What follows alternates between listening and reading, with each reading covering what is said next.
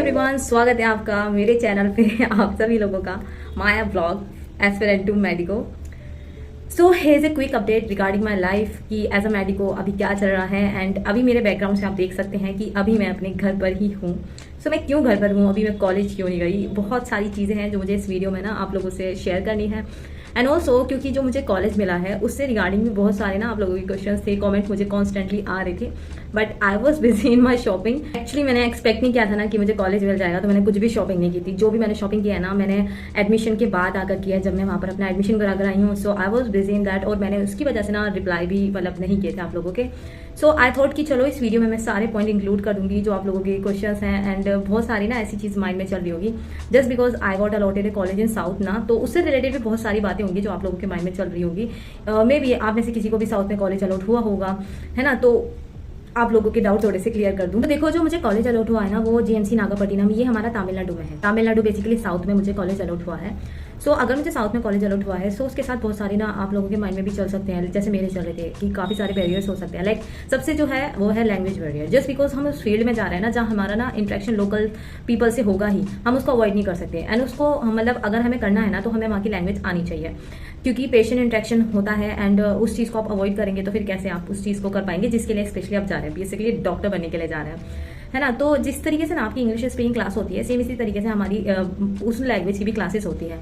So simple ये point है कि अगर आपको ये चीज़ अवॉइड करनी है ना तो स्मूथ जर्नी के लिए ना आपको वो लैंग्वेज सीखनी ही पड़ेगी।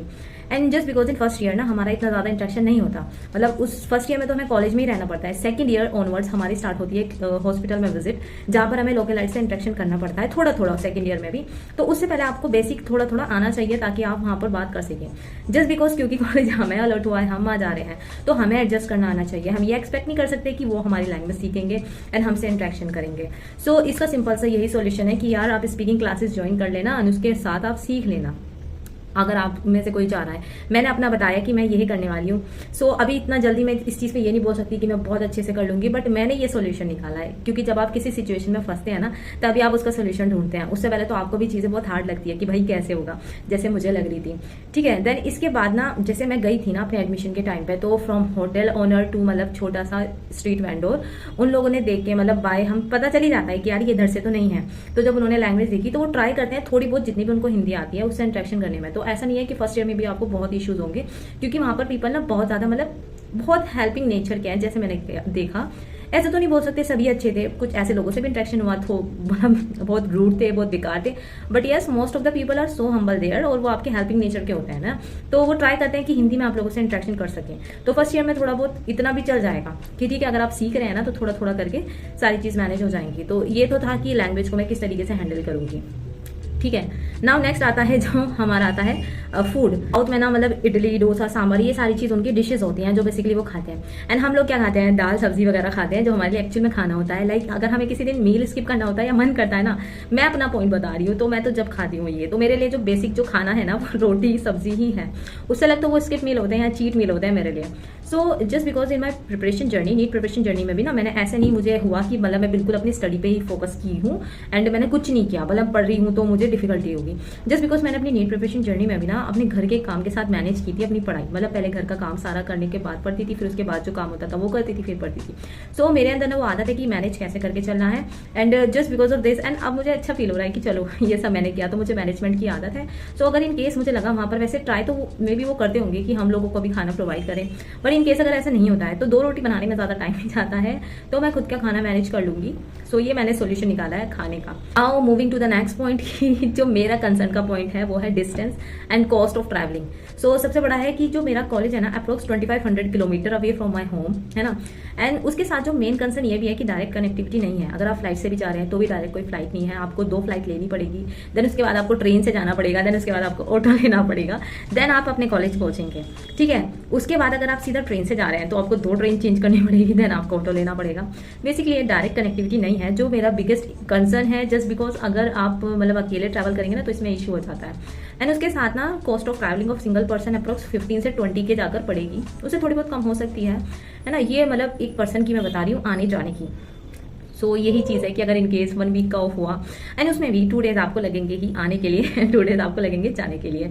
सो सिर्फ अगर 7 डेज का ऑफ हुआ तो 4 दिन उसमें ये चले जाएंगे, 3 दिन के लिए 15 से 20 के मतलब बेसिकली ये बहुत वेस्ट ऑफ मनी होगा मेरे अकॉर्डिंग तो। सो ये चीज़ ना मेरा सबसे बड़ा कंसर्न है कि एक तो इतना टाइम और मतलब उसमें ऊपर से इतना पैसा तो इसमें भी देखेंगे, इसमें भी क्या कर सकते हैं, है ना। तो ये मेरा तो कंसर्न वाला पॉइंट यही था।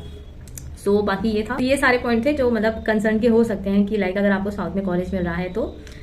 सो अब आते हैं इस मुद्दे पर कि मैं अभी यहाँ पर क्यों हूँ, मतलब मेरा जो बैकग्राउंड आप देख सकते हैं कि मैं अभी अपने घर पर ही हूँ। तो मैं अपने घर पर क्यों हूँ, बेसिकली कॉलेज स्टार्ट हो चुके हैं, बच्चे जो जा रहे हैं मतलब जा भी चुके हैं। So I have some medical emergency, मतलब मुझे अपना कुछ सी चीज़ का ट्रीटमेंट लेना था जिसको मैं बहुत टाइम से अवॉइड कर रही थी माई प्रिपरेशन जर्नी के टाइम पे।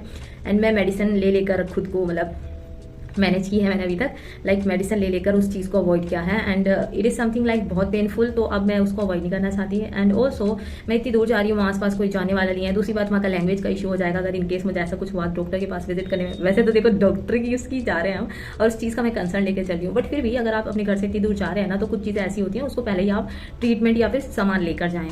सो इसलिए उस ट्रीटमेंट के बाद ही मैं जाऊँगी एंड वो मे बी मेरा 10 से 12 डेज़ का हो सकता है। सो उसके बाद मैं कॉलेज जाऊँगी और जब तक मैं भी अपने घर पर ही हूँ। सो ये था मेरा ना जाने का रीज़न है। बाकी पैकिंग वगैरह मैंने ऑल डन कर ली है, जो भी चीज़ें आप लोगों से शेयर करूँगी वो वाला ब्लॉग भी जिसके अंदर मैंने पैकिंग की है।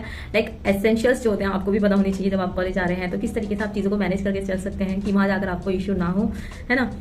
सो यही सारी चीज़ थी। एंड अब प्लान्स क्या हैं इस चैनल के, क्योंकि इतना टाइम हो गया है अभी मैंने इस चैनल का नेम चेंज नहीं किया। सो वही again same reason, I was actually busy in shopping. इतनी ज़्यादा शॉपिंग थी ना क्योंकि कुछ भी प्रिपेयर्ड नहीं था मेरा। सो अब मैं फाइनली इस चैनल का नेम भी चेंज करूँगी एंड उसके साथ लोगो वगैरह सब चीज़ चेंज करने वाली हूँ। एंड आई एम प्लानिंग कि मे बी कॉलेज में जाकर या तो मैं स्टडी विद मी स्टार्ट करूँगी, लेकिन वो ज़्यादा आवर्स की नहीं रहेगी, मैक्सिमम रहेगी 4 आवर्स की, उससे ज़्यादा की नहीं रहेगी। या फिर मैं ट्राई करूँगी डेली ब्लॉगिंग का। अगेन इतना जल्दी बोलना नहीं चाहिए, वहीं जाकर सिचुएशन पता चलेगी। जस्ट बिकॉज मैं जा रही हूँ वहाँ पर मुझे बहुत कम लोग मिलेंगे मेरी लैंग्वेज बोलने वाले हैं जिनसे मैं बिल्कुल ओपनली बात कर सकते हैं। देखो इंग्लिश आपको आती है, आपको वो लैंग्वेज भी आती है, लेकिन जो कंफर्ट बचपन से हमारा हिंदी के साथ रहा है ना, वो किसी और लैंग्वेज के साथ नहीं रहा। तो वो जो मतलब होता है ना कि फील वाली बात, वो इसी लैंग्वेज से आती है। तो इस टाइप के लोग मुझे कमी मिलने वाले हैं। तो मैं सोच रही थी कि डेली ब्लॉगिंग कर लूँ वहाँ पर।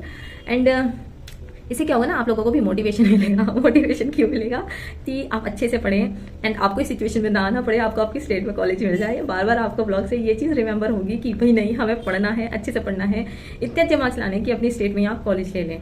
नो डाउट अगर ये कॉलेज ना मेरी स्टेट में होता ना तो मेरे लिए बहुत बड़ी अपॉर्चुनिटी होती, बट इट जस्ट बिकॉज इतनी दूर है एंड बहुत सारे इश्यूज हैं उसके साथ ना, तो थोड़ा थोड़ा मुझे भी ठीक है, मुझे कॉलेज मिला, अच्छी बात है, बट इतना दूर की वजह से ना थोड़ा थोड़ा मेरे इतना मैं खुश नहीं हूँ टू बी फ्रैंक।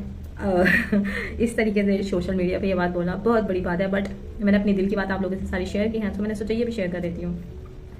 तो जी ये ब्लॉग यहीं तक था, मिलते हैं नेक्स्ट वीडियो में। Till then keep studying and बहुत अच्छे से फोकस करके पढ़ो, बहुत अच्छे मार्क्स लाओ। सो बाय एवरीवन।